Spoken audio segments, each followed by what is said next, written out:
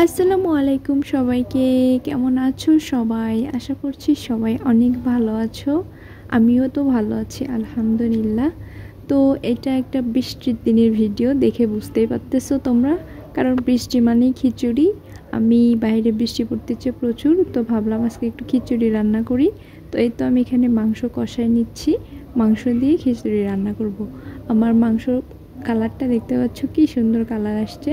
তো আমি সুন্দর করে কষায় নিয়ে এখন চালটা অ্যাড করতেছি। আরেকটা কথা বলে নেই, এখানে আমি ভাতের চাল দিয়ে খিচুড়ি রান্না করতেছি। তার কারণ হচ্ছে আতপ চাল বা বাসমতি চাল যেটাই বলো না কেন, ওই চালগুলোর খিচুড়ি বা পোলাও আমি খাইতে পারি না, আমার হাজব্যান্ডও পারে না, দুজনেরই মানে তেমন একটা ভালো লাগে না আর কি। তো এই জন্য বেশি সময় আমি ভাতের চাল দিয়ে খিচুড়িটা রান্না করি আর কি। তো এই তো আমি এখানে সুন্দর করে কষাই নিচ্ছি সব কিছু দিয়ে, একদম আস্তে করে আঁচ দিয়ে। তবে আরেকটা কথা বলে নিই, আমি কিন্তু কারোর সাথে রেসিপি শেয়ার করতেছি না, কারণ হচ্ছে আমি নিজেই তেমন একটা ভালো রান্না করতে পারি না, তো কী রেসিপি শেয়ার করব। তো যাই হোক, রান্না করতেছি সেটা একটু শেয়ার করলাম। তো এর মধ্যে আমি ওখানে আঁচটা একদম হালকা করে দিয়ে বাইরে আসলাম বৃষ্টি দেখতে। আর বেচারা বিড়ালটাকে কীভাবে বাঁধে রাখে, সবসময় ওখানে ওরকম বাঁধাই থাকে।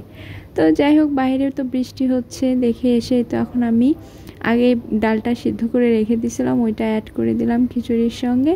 এখন সবগুলো আর একটু কষাই নিয়ে আমি এখানে পানি দিয়ে দেব, দিয়ে আস্তে করে আঁচ দিয়ে আর একটু রান্না করে নিলেই আমার খিচুড়িটা একদম হয়ে যাবে।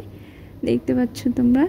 তো এইরকম বৃষ্টিময় ওয়েদারের সাথে খিচুড়ি আর কি লাগে, একদম জমে পোড়া ক্ষীর। তো যাই হোক, এই তো এখানে দেখতে পাচ্ছ খিচুড়িটা টকবক টকবক করে ফুটতেছে, তো আমারও দিলের লাড্ডু ফুটতেছে।